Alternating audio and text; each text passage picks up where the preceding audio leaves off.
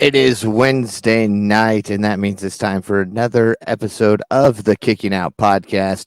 I'm Paul Zartman, joined this week by my co-host. I mean, you might as well be co-host now, Shep. Yes, Here as much as everybody else. it. Tanner is otherwise preoccupied, we'll say, for the night, taking care of some personal stuff. So you get the former KOP champions. And I can say that because we're both former champs. Former and former. Yes. Former. I'm more of a former champ than you. But you've got a rematch coming up at some point if, Tanner ever decides to defend it. I think I defended at Grand Slam last year. But, who's counting? Who's counting? Who's counting? But we got something coming up called Battle of the Belts. I mean, we got something. Yeah. I think it's Battle of the Belts. I feel like he should put the title on the line for that. I don't know. Tan, it might not be big enough for old Tan Man. I think he's going to try to wait until November. We could probably shame him into it, can't we? Probably. We can start tonight. He's held the belt the longest without defending it, or at least offering to defend it. Yeah. I mean, there was one time earlier this year, I told him, you know what? You want me to defend the belt? Cleveland's playing the Yankees. Let's put it on the line. You win, you're the champ. The Cleveland wins, I retain. Luckily, he denied it because the Cleveland Guardians lost that game. So told him, I said, look, you could have been champion and you didn't even have to make a single prediction. And he goes, that's not fair. I was like, whatever. Yeah. I don't know. His sports teams are so across the board. We don't even want to get into that. Yeah. I mean, the kid was born and raised in Indiana, and he hates all Indiana teams. Except Purdue. I'm not a U fan, so is that even an Indiana team? Oh, all right. I don't do college teams, so I'm a Michigan State fan, so I like my Wolverines. Leave me alone. I was raised a Marvel fan, so Wait a minute. blue and blue. Michigan State's the Spartans. Oh wait, yeah, they are. Never mind. You're a Michigan fan. Yeah. I'm tired. I've been up since 3 a.m. and it's 10:30 at night, so Oh well. All my Ohio State people, Michigan go. There you go. I'm with you on that one. All right. So yeah, we'll shame Tanner into at least considering to defend the title at some point in the next couple weeks. All right, maybe we'll try it at least. All right. You want to dive into Dynamite? You got anything you want to cover before we get into it? Let's go. All right. So it's clearly fallout from Grand Slam. See, off to a great start tonight. We start off with the Jericho Appreciation Championship celebration. They came out in purple. A lot of purple. A lot of purple. Is it velvet or silk? I couldn't tell. I don't know. All I know is at least Anna's used to wearing purple. Okay. So it was, Jericho states that it's the era of Ring of Jericho. Another Jericho type name that I can't get behind. I mean, this segment was a little long for me. It was, but I liked how he talked about taking out all the Ring of Honor past champions, which was later in the show. I get it, but yeah, I get what he was doing there. He was burying the belt, but he was elevating it at the same time with him. Exactly. So if that makes sense. Yeah, it does. Jericho says he's a sports entertainer or a pro wrestler, but before any answers happen, Bryan Danielson appears, and he thinks, it seems like Jericho is telling Garcia what he should be. Danielson says he has respect for Garcia and could do whatever he wants. Jericho tells him to shut up as Garcia belongs to him, and this leads to the pure champion getting face to face with Jericho, saying he doesn't belong to him. He asks the fans if they think it would be entertaining to be in a tag team with Danielson, but what he thinks would be entertaining is him and Bryan versus Jericho and Sammy Guevara. Menard then loses his cool and says he wants to punch Danielson right now, and Bryan says he was told he can wrestle anyone who wants to fight him, and he challenges him to a match. So, and that sets up for Bryan Danielson versus Matt Menard. Daddy Magic. Daddy Magic. And the match. Go ahead. I really like this segment. I really do. Like I said, it was a little too drawn out for me, but there at the end, it finally picked up the pace that I was looking for. I mean, and we all are on social media, and that stupid pizza guy, you know, he hit viral, and then Tony Khan brought him in. And is this 3 weeks in a row now? I think so. I think it's 3 weeks in a row now, and he's just flipping that dough, and I kind of like it. To me, it entertains me. It really does. I know it's stupid. I know it's not traditional professional wrestling, but it entertains me. So yeah, he's gonna get laid out. You knew that at some point he's gonna get laid out. He got laid out. And I love the fact that Jericho put that floppy hat on Garcia. I loved it. It made Garcia even more ticked off. And then Danielson come down. So no, I love this segment. Like I thought, I'll be quite honest, I was not looking forward to this because I knew it was going to happen tonight. But when they came out and the way they presented it, man, I thought they nailed it tonight. I really did. And I could be wrong, but I was entertained. So I thought they nailed it. Okay. I guess my problem is I'm still not on board with the Jericho Appreciation Society. So when they get this long a TV time, it's a little frustrating for me. By the way, pizza guy is Luigi. Luigi, I thought he was awesome. I love that Jake Hager wasn't involved. Yeah, that's always a plus. I can do without Jake Hager on TV. Yeah. I love 2.0. I love Daddy Magic. I think he's super entertaining. I really do. So to have him speak, Daniel Garcia, hopefully he's the way they're working him, he's gonna get stronger on the mic. He's got a way to go yet. But I thought this was a really good step in the right direction. Yeah. So yeah, like again, I was not looking forward to this segment. But I enjoyed it. All right. To each their own. We often say that we don't agree with much with each other when it comes to this stuff. So it's one of those things that it's kind of sticking true to itself there. For the Daddy Magic Danielson match, Daddy Magic starts out aggressively, taking the fight to Bryan Danielson in the corner, charging into him, laying down several punches. However, Danielson turns things around with a chop, and he follows it with the classic kicks. And those kicks seem a little stiff to you, or was it just me? I think they always seem stiff. I don't know. They just look. He's got pads on. Maybe it was just me, but they seemed a little stiffer than normal. As we get towards the end of the match, Danielson batters Daddy Magic with a trio of running drop kicks in the corner, and his kicks then continues while Matt is on his knees. However, before he can deliver the big blow to the head, Cool Hand Ange pulls his partner out, only for Danielson to dive through the ropes with a kick to both men.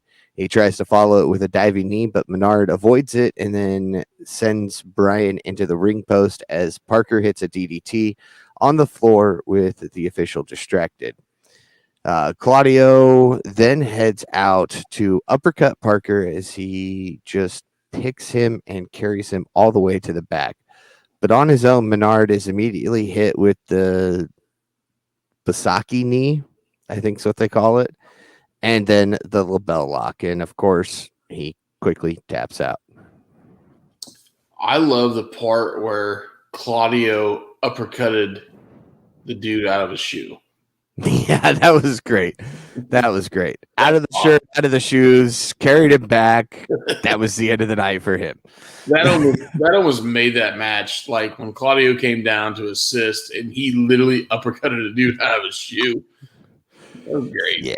That is one of those that I don't want to be on the receiving end of that ever. No, and I almost love how, and I'm sure there's makeup involved, but I mean, you saw Danielson's back. He had those big cup things, and Yeah. you know, they I think they even talked about to William Regal, like, you know, he just went through this, he just went through that, and there's like that's the business, like. So I love that they kind of talk about that, like, look, you're working every week, you're gonna get beat up. This is the way you're gonna look. So in this business, there's no time to heal. Yeah. So yeah, like I said, I thought the opening segment then followed into that match, and so far I was pumped about Dynamite. Now we'll get later into the show, but I started out really high. Let's put it that way. After the match, a video package airs explaining who Juice Robinson is and the history that Moxley and him have. Up next, MJF is supposed to be out, but Wheeler Yuta makes his way down instead. And can we talk about he power walked down there? Like there's power walking from Hangman, and then there's power walking from Wheeler Yuta. Yes, and I thought Yuta took a step forward tonight on the mic. Oh, I do too. You know, when he came in with the best friends, he had no mic skills whatsoever. Yeah. So I thought he came down and asserted himself and like, okay, yeah, I can get behind this dude. So I thought he took a big step forward on the mic skills tonight. We know he can go in the ring. Yeah. We've seen that. And, you know, the little I think we got to have a MJF and him feud just to keep, you know, MJF off the world title right now. So, yep. Do I see him facing MJF? Yes. Do I see him going over? No. But I think he can put on a heck of a match and elevate MJF even bigger. So yeah, I think that's the end goal, right? Yeah, and you know they're going to end up just writing this off as you know, MJF wants to shake off that ring rust, and he knows Yuta's the one he can do it on. Yeah, which I think is perfect because I think it showcases Yuta, puts MJF over, and everybody comes out a win-win. So, yeah. Can we talk about MJF's new nickname for the Blackpool Combat Club? Yeah, I mean, hey, they blurped out what 3 S-bombs tonight. Yeah, there was a few times that I was right. Yeah, I had to really pay attention to a segment later on in the show but they didn't blur this out. No. Well, I mean, you know, if you don't know what it means, you don't know what it means. So that's one of those nice things that, you know, 10-year-old kids are going and searching up what it means, but I hope still. Okay. It goes back to you got to have those things in professional wrestling that you're not allowed to say in school. Man, I hope these kids don't say this stuff at school tomorrow morning. Okay, you and I couldn't walk into school and pull the DX. I did not sleep with that young intern. As a matter of fact, I was up all night because we'd get kicked out of school. But we watched it on television. Oh, watched it every Sunday night for sure. Yeah. I mean, I remember going to bed and turning on my little, I think it was an 18-inch television at the time, to WCW Monday Night Nitro I watched Nitro over Raw back in the day, and I would turn it on like volume 2 and sit on the edge of the bed right on the TV so my parents didn't hear it. So yeah, pretty great. And that was back in the day with true picture-in-picture. So we had a 36-inch, and that sounds like crazy, but this thing was huge when you're like 8 years old. We had a 36-inch, so literally it was in picture-in-picture, and I would bounce back and forth between Raw and Nitro, depending on who was wrestling. I was a Nitro guy there for a while, and I think I had an 18-inch tube television, and I had it on the edge of my dresser with an edge on the bed. Like I literally had to sit 2 feet away from it on volume 1 or 2 just to not wake my parents up, because the Nitro went for freaking 3. That was back when they were going 3 hours. They're going to 11. Yeah. And hell, I think that was before I moved from Manchester to Rochester. That was a completely different story. But anyways, we're getting sidetracked. Yeah. We go down rabbit holes. Yeah, it's fun. It's fun. It's but I like how this week MJF doesn't even want to say his catchphrase. He has the ass boys say it instead. Yeah, I like that. Look, MJF is over, and the fans like him. We know that. But he's still got to do heelish stuff. Yeah. So he's got to do stuff like this to let everybody know he's still a heel, which I'm okay with, because I still enjoy him, but yet I still realize he's a heel. So yeah, again, you get hyped up. He boos Philadelphia, talks crap about him. You're like, I could agree with that, and then he has to say something to just make everybody else mad at him. Yeah. So I mean, I know AEW's got a lot of critical comments about their booking of late, but so far the first couple segments of the show were freaking rock solid. And I will say the next segment followed right in those footsteps, as we saw John Moxley versus Juice Robinson in an AEW World Championship Eliminator match, which came out of nowhere, really. Yeah, the Eliminator stuff I don't get. I mean, don't get me wrong, I want to see this match for free on cable television. But to call it an eliminator match, to me, eliminator match, you should put a number one contender and Juice Robinson coming in out of New Japan. Put them together. Whoever wins gets a shot at Mox in a couple of weeks or whatever. But yeah, Hangman versus Juice Robinson. I'm probably nitpicking at this point, but yeah, but I mean, I agree with you. If you're gonna have an eliminator match, it should have been Hangman and Robinson, and then the winner went on to face Mox. Mm-hmm. I'm just saying that would have put butts in seats too, in my opinion. Yeah, and after this match, Hangman comes out to a hell of a pop. The dude is so over, it's not even funny. Yeah, and I like Hangman. I really do. I think he's taking his dress a little too far. I know he called him the Millennial Cowboy, but he's wearing a Dolly Parton shirt that was 4 sizes too small. With roses down on his pants. Was it roses or was it Dolly? I think it was roses down his pants. Oh, okay. But it looked like it said Dolly. Yeah, it could have. I don't know. I didn't pay attention. But, like, I get it. But, like, wear a modern day shirt and some tore up jeans that modern day people wear. I don't know. I don't wear jeans. So, yeah, I know. I always wear jeans and you never wear jeans. I hate denim. Denim's the devil. I'll tell you that right now. Yeah. But I can't do the dress pants, so I give you props for that. Dress pants are so much more comfortable. Anyway, but yeah, I mean, but when he came down, man, he is over. He got a hell of a pop. Man, I don't know.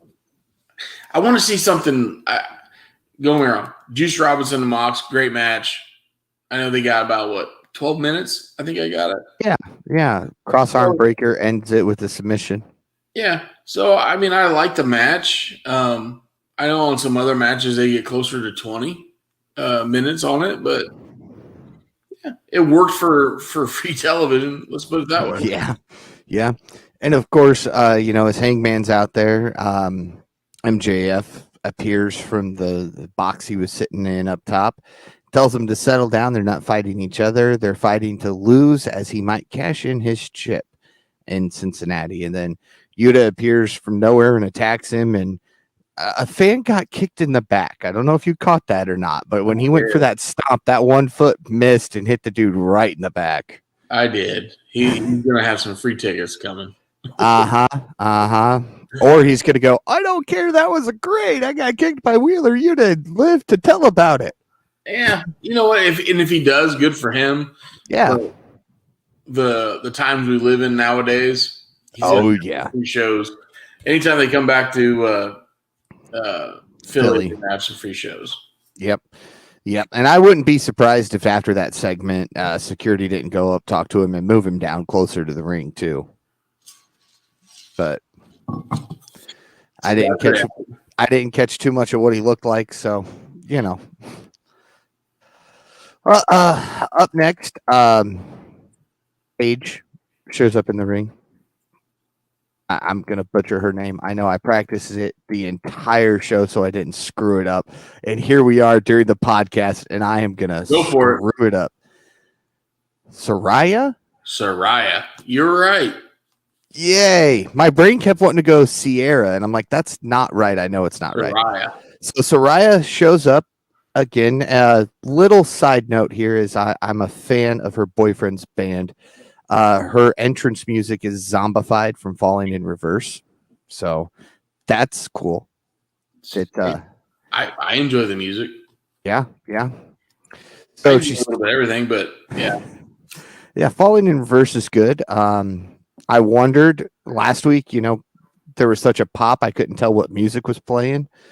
Once her name popped up on the screen, that is. But this week I really paid attention and could tell what song it was. So nice little way to thank her boyfriend for supporting her in this journey. She gets on the microphone and has a lot of stabs at her former employer. I noticed that. Like a lot more than I think anybody else has done. So she says, she's back. She's damaged, but she isn't broken. The reason she is here is to create change. She was the revolution, and she is still the revolution. Again, stabbing at people. This is her house, she goes on to say. And then she calls out the women's division, which 4 of them showed up for. So I knew there was a special segment going here. And she starts talking about Toni Storm and says it's nice that she is being used to her full potential now. She's the best champion AEW has seen, and she's honored to be in the ring with her. Up next, well, not up next, but then Britt comes out along with her Goonies. Says she sees we have a shiny new toy, and shiny new toys come and go, but until she earns some respect, she's just a catchphrase. Unlike her, and then uses her own catchphrase. Baker says she is the face of the division, and she even put her neck on the line for AEW. And unlike her, Baker's is strong enough to handle it. She then mocks her for the fact half of the people don't know how to say her name. She says it's cute, but her name rhymes with, and then we get bleeps. Yeah. S. Baker. Weird bleeps, I thought. Yeah, I was trying. It's like they filtered in crowd noise over top of it or something instead of just, a beep or a silence. I don't know. Baker says she respects Storms, but Athena then broke her nose to write her out as she then discusses the upcoming title match. She brings out Serena Deeb. See, I almost did it again. Sierra. Yeah, no. See, now you're going to have Soraya. Soraya. I said Sierra, didn't I? Sorry. Yeah, I almost did. And then I was like, nope, I'm going to stop. And Shep will catch it. And he says, Sierra. Soraya then cuts things off and says, it is good to have a boss that actually listens to her. That's the one I liked. That's the one I liked. Yeah, that was the best one because it was not subtle at all. You knew who she was referring to, She being only that worked for 2 companies. yeah. So. And she said, look, I'm cleared to come back. And former boss said, I don't care. You're not coming back. But the women's interim championship match is now made into a lumberjack match. Which was weird because there was 4 on each side, and we know in a lumberjack match you gotta go around the whole ring. Yeah.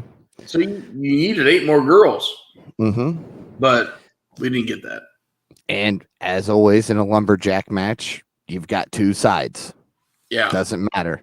Yeah. You could have 25 people out there. Half of them are going to pull for one, half are going to pull for the other. And we saw that throughout this match. Deeb sent out. The heel lumberjacks throw her right back in. Storm sent out. She gets attacked. It's just kind of how lumberjack matches go. I thought Toni looked kind of bad in this match. She did. There were a couple spots where she was a little off. Don't know if she was just having a bad night. Yeah. But they thought she was going for up kicks and she didn't, and then did. And that was the one that really caught my attention. I'm like, all right, what's going on here? Because I mean, Deeb even stood there with her shoulder in a little bit for the up kicks and didn't get them. Yeah. I like Serena Deeb. I think she's really good in the ring. She's awful on the mic, but she's really good in the ring. Yeah. Like, I thought this segment could be real. I thought the match, maybe rephrase this. The segment was good with Saraya on the mic. And then we got those 2 in the ring, in which I like Serena Deeb in the ring. And I don't know. I was kind of let down a little bit. Like, I thought that it could be a lot better. Yeah. I don't know. Man, I hate saying this, but I miss Thunder Rosa in the ring. Like, I think Thunder Rosa and Deeb could have another good match. Yeah, they could, and I think they will eventually. Or even have a 3-way there with Toni. I know Thunder's hurt. She's a little bit better on the mic, but yeah. I don't know. I just felt like this is the only women's segment we got tonight, and there's a lot more talent in AEW to have just this little segment. I mean, you and I have gone on record stating that we are Athena fans. Yes. I'm not going to say we're huge Athena fans. We're not going to go out and buy all of her merchandise and say she should win every match she's in. But I think it's time to start putting some spotlight on her. You bring in this big name, you get a huge pop, and then you bury her. I wouldn't say barrier, and I'm going to be nice here, Paul. Not put her on the front line. Is that the nice way of saying a barrier? Yes. I mean, she's won like a handful of matches since she came in. Yeah, and I think she's a hell of an athlete, hell of a talent, and love to see her going forward. I was obviously big on her going over Jade Cargill. Was I.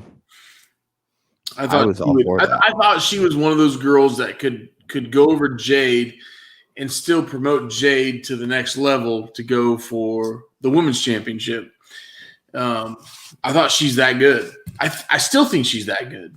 Yeah. If she's given the right opportunity. So right. And I'm sure we'll see it at some point. I mean, I hope we don't take this the wrong way. I hope we don't get a women's faction consisting of Storm, Athena, and Saraya. Because that would just feel wrong to me. The only thing with Saraya is I know there was a bunch of stuff on the dirt sheets. If she cleared, not cleared, cleared, not cleared. If she's not cleared, they're going to put her in a faction.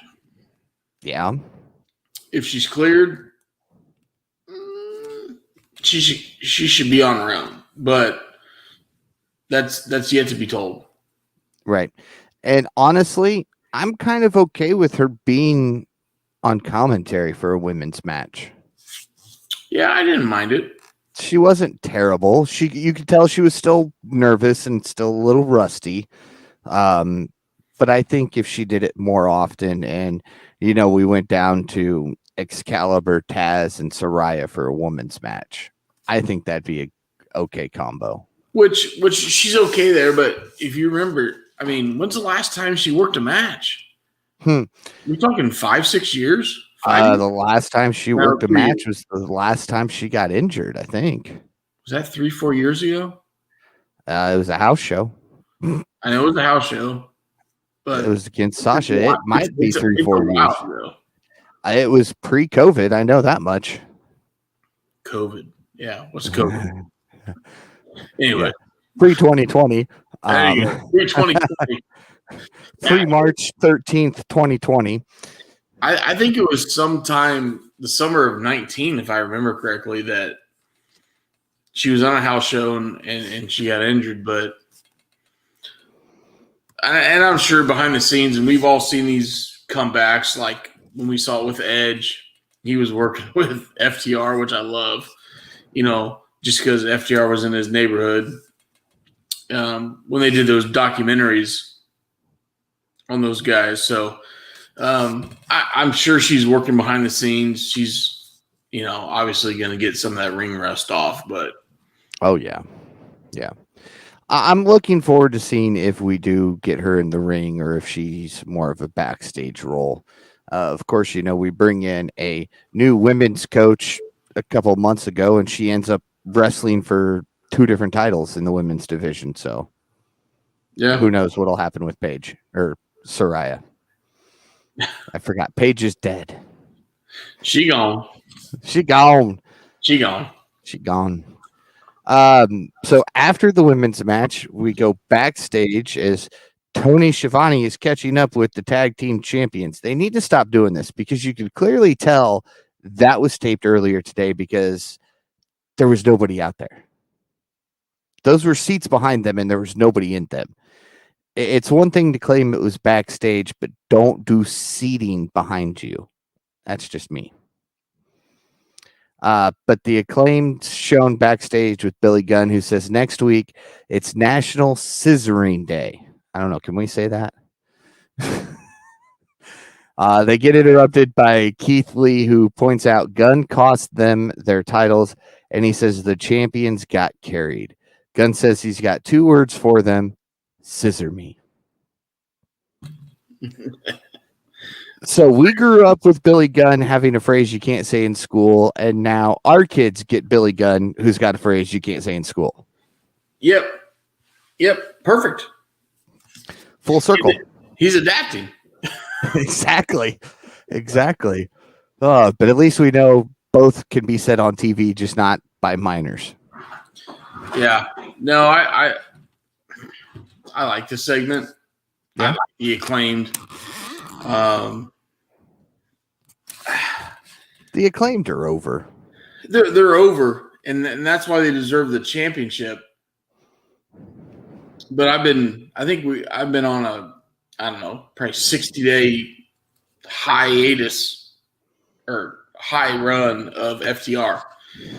And so, really wanted FTR to, that's the only title they don't have right now is AEW. I like the Acclaim having it.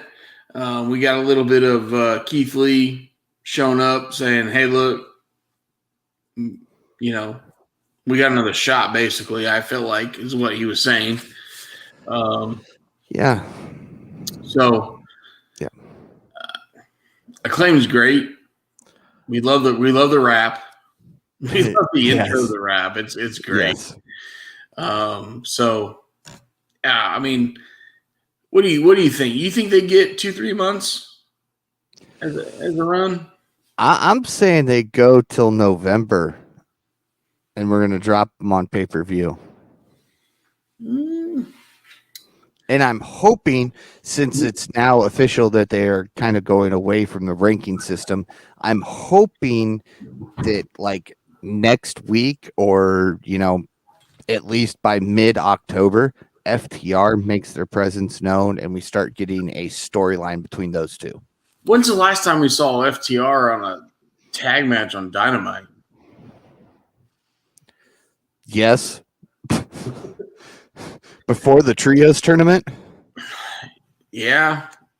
Yeah. Then they on the pay-per-view they had Warlord in a trios match that had nothing to do with the trios tournament, but whatever. Yeah. But hey, you know what? His daughter got to come out, and that was pretty cool. That was pretty cool. You're right. All right. We switched from one backstage segment to another as Andrade's clients are all shown arguing as he tries to calm them down. Jose's telling them to shape up or get out. Matt Hardy then appears and he tells Private Party what happened last week felt right. He tells them to get out of their deal and he will be waiting to do it the right way. Which before BTE was eliminated, right? On hiatus. Hiatus. There you go. Not eliminated. We're going to get it back. Eventually. We saw this in BTE that Hardy was having some type of remorse or regret towards Private Party. Now we're going to see it on television. So, yeah. It's one of those things where since we can't bring BTE into it right now, we're going to just continue the story on Dynamite instead. Yeah. Yeah. And I know Jeff's supposedly out of rehab. There were some rumors that he was out of rehab and getting ready to return soon. But I don't know if you could bring him back and put them right back in the tag scene. So you're going to have to give Matt something to do. Yeah. You know, okay. I stumbled across a video a couple weeks ago, and it was back when the Hardy Boys were in Impact. Oh, boy. Back right after Brother Nero debuted. Okay. And it was a little video package that was put together where Matt forgets he's a wrestler, so Jeff's trying to convince him who he is. And are we going to try to do something along those lines? Like Matt forgets about the Hardy Boys, and then Jeff shows up, and he's like, "Oh, my brother, I'm back." I don't know. Cheesy Jeff Hardy there. I know that's not how he sounds, but I was a big fan. I enjoyed Brother Nero. So did I. That's why I was hoping to get Broken Matt Hardy and Brother Nero as the title run. And we still have a chance to do that. I don't know. I mean, both of those guys are towards the end of their career, so I mean their time is limited. But I mean, Brother Nero, like I remember when that all happened. I was not an Impact fan. I was not watching Impact. And I started seeing it on the dirt sheets and started watching it and was thoroughly entertained. So, oh yeah, it's probably the best Jeff's been since, the late 90s. And, Jeff had some awful, awful times in Impact. The match with Sting and we can go on and on about his issues, but his peak in Impact was definitely Brother Nero, and it was awful entertaining. So yes, yeah. I had something and it just escaped me. So I don't know. I'll probably think of it like tomorrow and text you and be like, I remember what I was going to say in the podcast now. Oh well. We get after that segment, we get a little bit. I think it's still a little bit on in the show, but we'll see a 3-way tag match: Private Party, Butcher and Blade versus the Acclaimed for the tag titles on Rampage. For the tag titles? I thought it was for the tag titles. Maybe it wasn't for the tag titles. Maybe it was just a triple threat tag match. Well, Now you're making me question myself. okay. I could be wrong. I could have missed it, but Well, it's one of those, it's hard to keep up when Excalibur, and then we're going to see this match happen, and we're going to see this and this and this and this, and join into on Dynamite. I'm like, dude, slow down. I need to know what you're saying to me. take off the mask. Sorry, that was my inner Jim Cornette. Yes. talking, Yes. but Okay. I cannot find it right now. So I don't know. We'll say that it's at least a triple threat tag match. we'll go with what you said. Yeah. But are we going to see, since Butcher and Blade and Private Party are kind of already arguing amongst themselves, is this how we're going to see Private Party leave the Andrade family office? Yeah. Yeah. I mean, we kind of saw the start of it tonight when Matt came up and said his piece, I guess would be the easiest way to say it. Said that basically they can come back and it's not going to be big money Matt, which Right. big money Matt compared to the Matt we've seen on screen of late is different. So Every version of Matt's different. that's true. He's a little bit of split personality, but a little bit, man. Yeah, I mean, I can see this a little bit with Private Party, but yeah, I feel like this should be on Dark or something else. But yeah. So up next, we get a pretty quick match. We head to the ring. We hear Ricky Starks' music hit. Ricky Starks comes down to the ring. The bell rings as he's going to take on Eli Isom. I don't know. ISOM. You're close. Yeah. Hits him with a spear, immediately followed by the Rochambeau. Jumps on his stomach as he sits down for the pin. He was a little aggressive, and it was great. It was, yeah.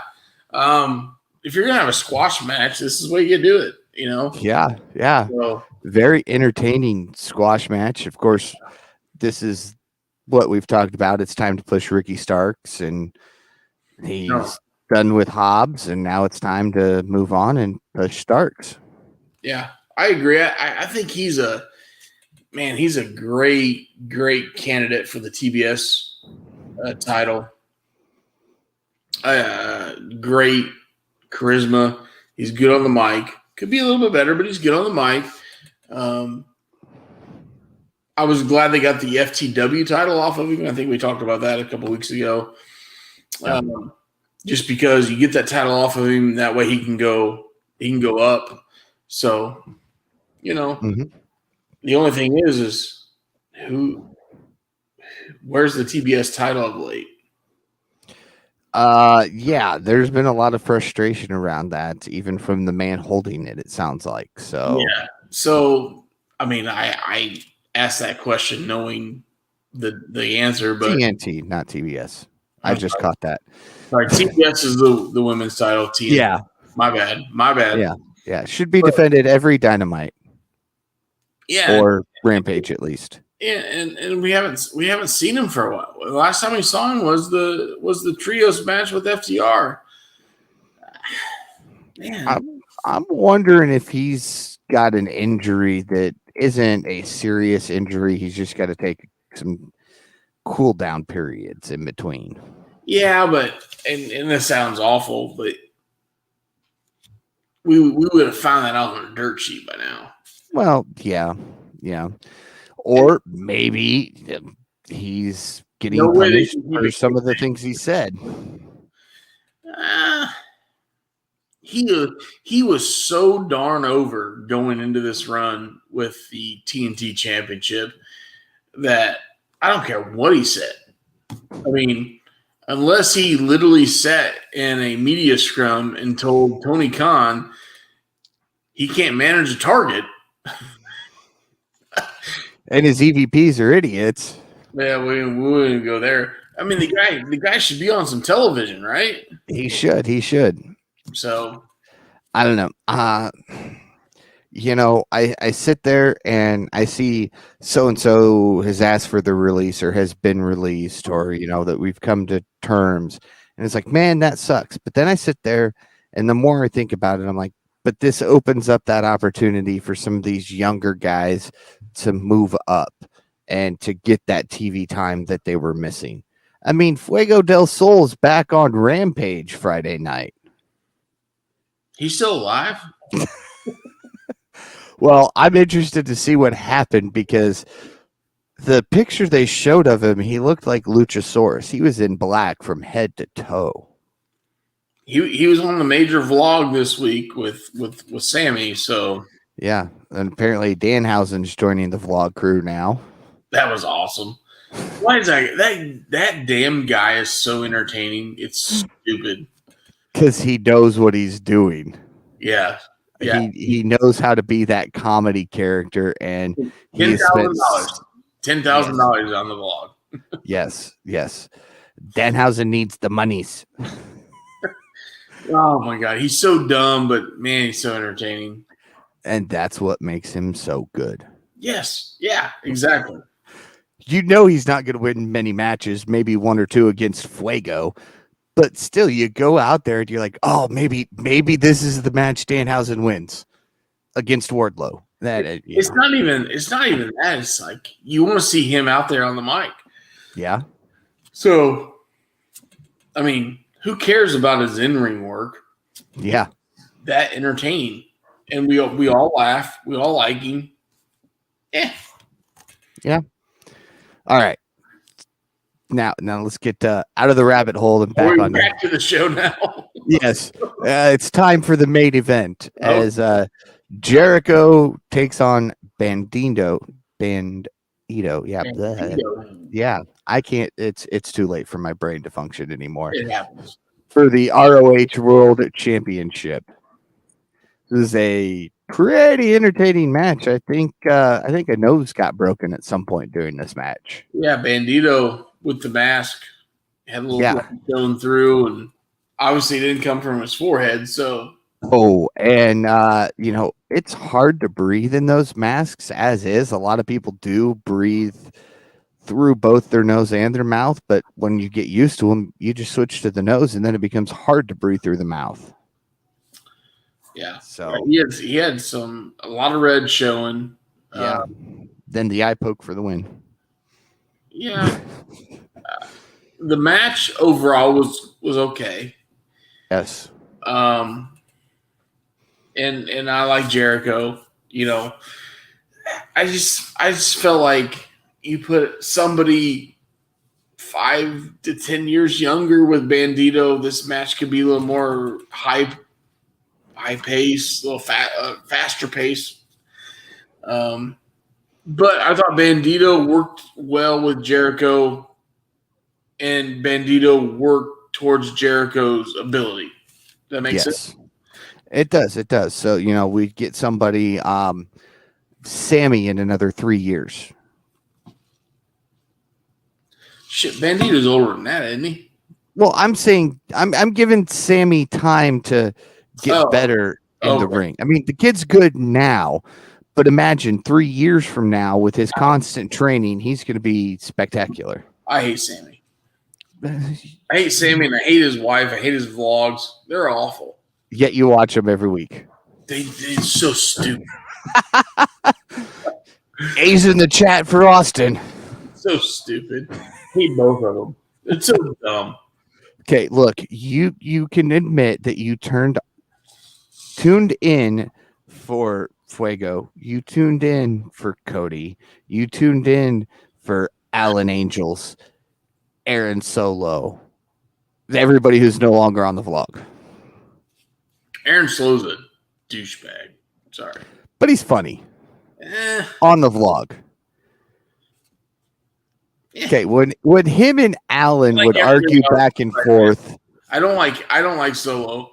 I mean, how do you screw up a relationship with Bailey? She's hot. Beside the point. Whatever.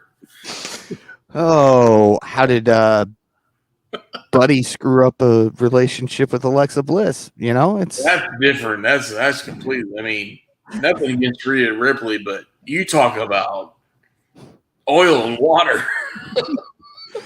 Yes. Hey. Yeah.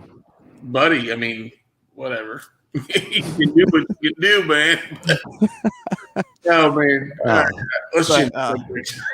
yeah. So when Bandito hit that 21 plex, man, I thought that was over. I knew Jericho was going to retain. You're not going to give it to him. I mean, I questioned it last week, yes, but you're not going to give it to him and then have him drop it. Right. But when he hit that 21 plex, I went, man, it's over. Yeah. Yeah. There was a couple false finishes there that I really enjoyed. Yeah. But I felt Bandito carried Jericho in this match, which he did. If you look at and I don't want to be critical in the age or whatever, but I mean, Jericho's 50-some years old, man. Yeah. Bandito's, I think he's in his 30s. I think so. 30s. And his frog splash was spectacular. Yes. And even after ROH shut down and Bandito started doing independence before he got back into AEW/ROH, I mean, he had some hellacious matches in GCW. I know he no-showed one match and everybody was worried about him, but blah, blah, blah. But, I mean, he's had some great matches, entertaining matches, very, very high spot matches, I guess you should say. So, yeah. He did really good tonight making Jericho look good. He did. Yeah, I don't want to be negative on Jericho, but the guy's 50-some years old, man. Right. And like I said, like you said, there's so much young talent. Keep him around. Keep him against some of that young talent. And the Bandito you saw tonight, it's going to be even faster paced, and it's going to be great. Yeah. No. I hope Bandito stays around for a while, whether it's AEW or ROH.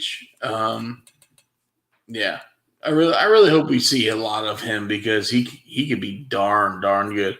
I know he's involved with Andrade, although we didn't see him involved with Andrade tonight. But God, him and Andrade as a tag team, that's entertaining as hell. So as long as we don't get another one of those, Andrade says, "Look, if you're wearing a mask and you join me, the mask has to go." Yeah, I mean, for as many years as I've seen Bandito, he's never been without a mask. So. Well, for all the years I've seen Rey Mysterio Jr., I've seen him without a mask a handful of times, and I don't want to. Well, we saw him without a mask in WCW there after a while. He was much younger. It was weird. It's weirder now, I'm telling you. It's weird. But anyway, so yeah, Jericho retains with the Lion Tamer. After the match, he says the Ring of Jericho era has begun. He claims he will destroy its legends, and he will beat every great champion that's held the ROJ title. He challenges Bryan Danielson to a match and says he will destroy every ROH commentator, referee, and ring announcer. And then drops Bobby Cruz with a Judas effect. Yeah. So if we go back, so you got Danielson, Samoa Joe, CM Punk, Jay Lethal, Claudio, which he beat Claudio, so you can throw that one out there. I mean, there's a lot of guys out there that held that. The one that interests me the most is CM Punk. Yeah. Yeah, because, I mean, a lot of people, when they think ROH, they immediately go to Punk, so. Yeah. I don't think we'll ever see CM Punk again, but I don't know. I feel like a comment by him, this keeps it alive a little bit. Gives you a hope, whether or not it's completely false or not. Whatever. Yeah. Yeah. I mean, you start naming the guys that were ROH champions that can be involved in AEW. There's a long list. Yes, there is. Jericho is the 37th ROH champion. They mentioned that tonight. Bandito was the 34th. So mean, you got 36 guys that you could go through, and several of them are in AEW. Yeah, and then you got like PCO. He's an Impact. He was one in between there.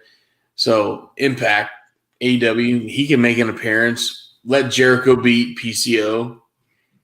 Yeah. That'd be a good one. So Yeah. So, I mean, are we talking we'll get at least 36 matches out of this guy before he drops the title? no. I And know. I always think, and I read a thing today that Tony Khan has no idea of the direction of ROH. The only reason he bought ROH is because Vince was interested in it. So,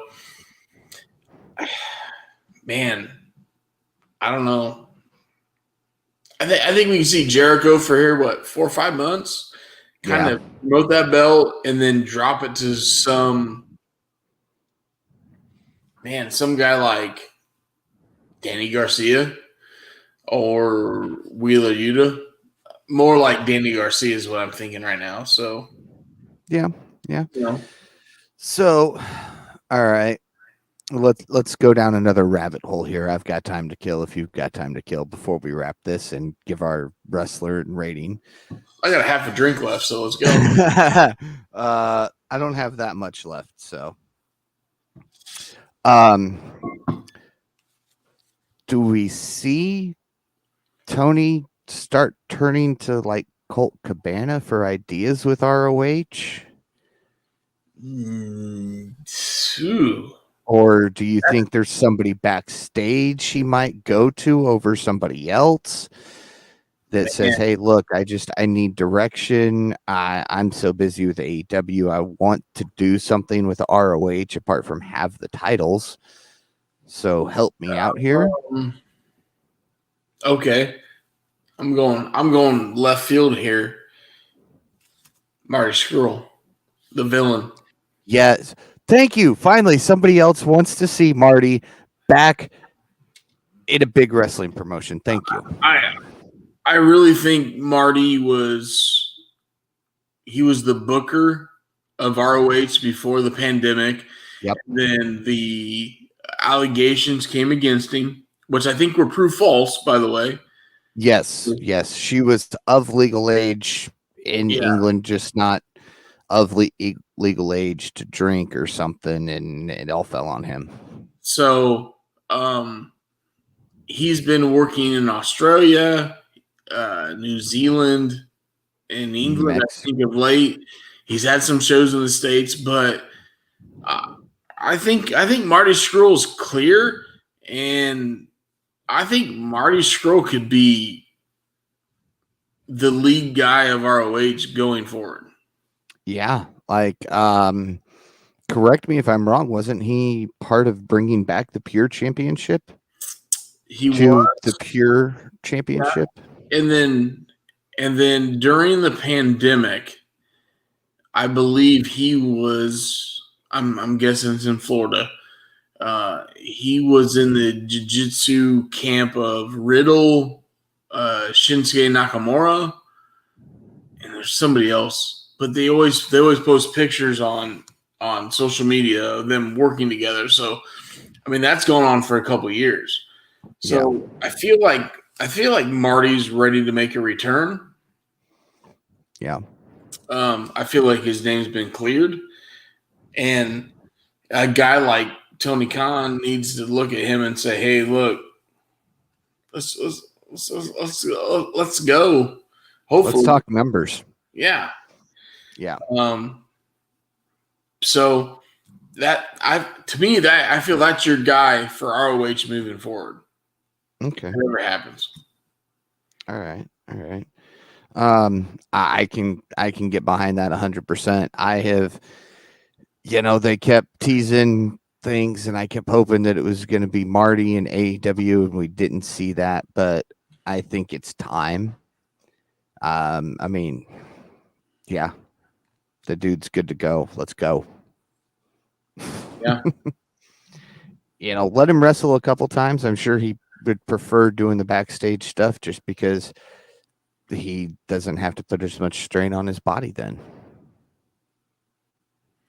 Well,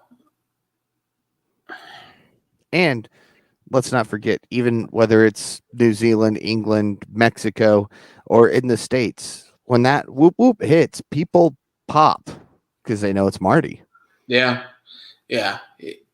He was overseas last weekend. He had a hell of a pop. So yeah, I still watch his vlog on YouTube whenever he posts it because he doesn't understand how to do all that stuff. And it's just there's always a good pop whether he wins or lose. The fans go crazy for him. It's gold mine. All right. So, your wrestler of the night, Shep, for AEW. All right, this is a tough one. I had two guys in mind.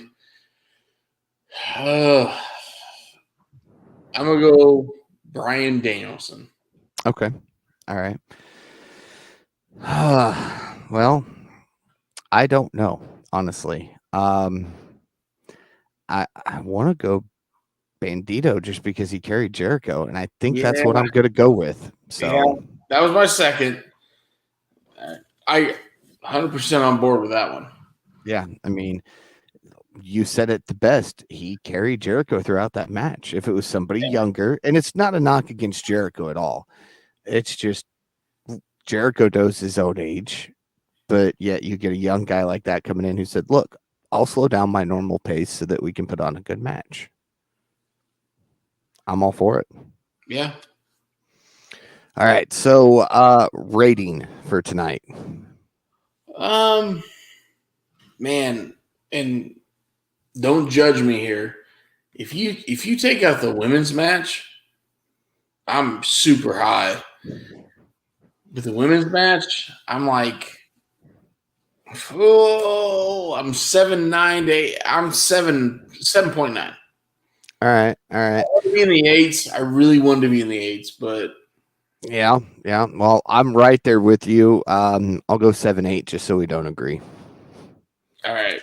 Between and again, it's just my own personal opinion. It was a good segment. I'm over the Jericho Appreciation Society. So between that and the mistakes in the women's match, it brought it down for me. Otherwise, it probably could have been easily 8.3, 8.4. Yeah, and the pizza the pizza. Luigi. I'm just gonna randomly send you and Tanner a message one day and just Luigi.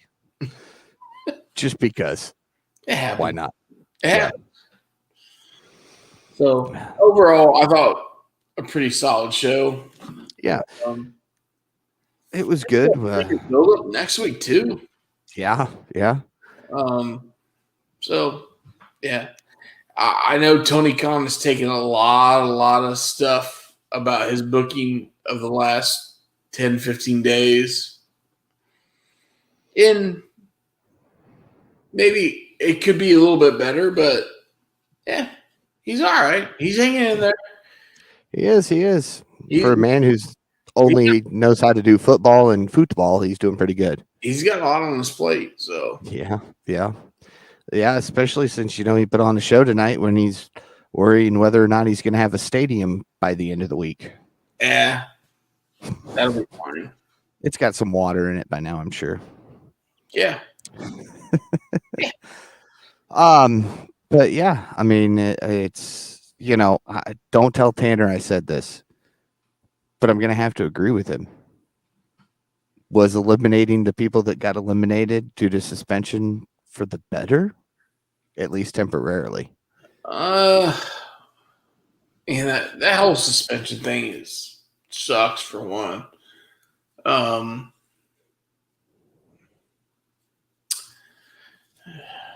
don't know, man. Sounds like me last week. I think I want Omega back. Oh yeah. We just got Omega back, and now he's gone again. I think I want Omega back. I could live without Punk, and I could live without Cutler. Well, That's funny. I was worried about can I live without the Bucks, and that's the one I'm on the fringe, on the fence about. All right. Bring back the Bucks. Don't give them EVP positions. At least to start. Man, I don't know. I mean, I've always been a fan of the Bucks. Yeah. Because before, 3-4 years before this podcast even existed, I was watching them on New Japan, Pro Wrestling Guerrilla there in California. And it was just like, man, these guys can make some moves, And so they got in the mainstream in the AEW, and it's like, all right. But now, I mean, we've gone a couple weeks without them. I don't necessarily miss them. Not that I dislike the guys, but I don't know. No, I get you completely. I mean, I have seen literally, for better or worse, every single BTE episode. Yeah. From start to hiatus. When they teased that they were done at 200 and now they're just over 300 and on hiatus again. I've been through it all. I watched Adam Cole die. Who's another guy that's I can't wait till he comes back. Well, didn't Cody die on that too? No, it wasn't Cody. They wrote him off. Who died on the cruise back in the day? Oh, man. Remember the cruise? They had the murder mystery or whatever. Yeah. That was shortly before they killed Cole, wasn't it? Actually, it might have been Cole. It might have been Cole because he was going to NXT. He died backstage at a show, though. Yeah. I don't remember. It's been too long. We got hashtag FTR out of BTE. FTR is now FTR because of BTE. Yeah. But yeah, I don't know. I think I could be okay without them for a while. Because I mean they've been there in one way, shape, or form every single Dynamite. Yeah. Apart from a handful during COVID. I feel like the move Tony's making with FTR, you're putting every belt you can on these guys. At some point, they're going to have the AEW belts. And maybe you have the Bucks come back. Once they have all 4 or 5 belts or whatever on their shoulders, you have the Bucks come back. But before this, there was always the conspiracy that the Bucks did not want to put them over. Yeah. But I don't know. I mean, yeah, we want the Bucks to come back, but we got to have them in the right spot. Yes, I completely agree. All right, Shep, before we end up on here for another hour talking conspiracy theories and fan theories and white rabbits and rabbit holes, I think it's time that we bring this thing to a close. I'm in. All right, so follow the Kicking Out podcast on all social media at Kicking Out Pod. Brain's trying to stop working here, so bear with me. While you're on all of our social medias, check out both of our merchandise stores. You can get some great KOP merchandise, support a great podcast, look great doing so. You can also follow the guy who claims to be the KOP predictions champion, Tanner Lee, at Tanner Lee 92. Blow up his stuff and say, man, you're the only champion who never shows up. Brock Lesnar shows up more as you when he's champion. That's a good one. Or Goldberg shows up more often to wrestle than you show up on KOP. Follow Austin Shepard at the Shep27. Be sure to listen to the Kicking Out podcast everywhere you listen to your podcast. If it happens to be Apple Podcasts, leave us that 5-star rating. That way we can continue to climb up the rankings, because Apple Podcasts still use the ranking system unlike everybody else. Follow myself at Paul Zartman 921 on social media, and be sure to join us again next week as we kick out yet another podcast.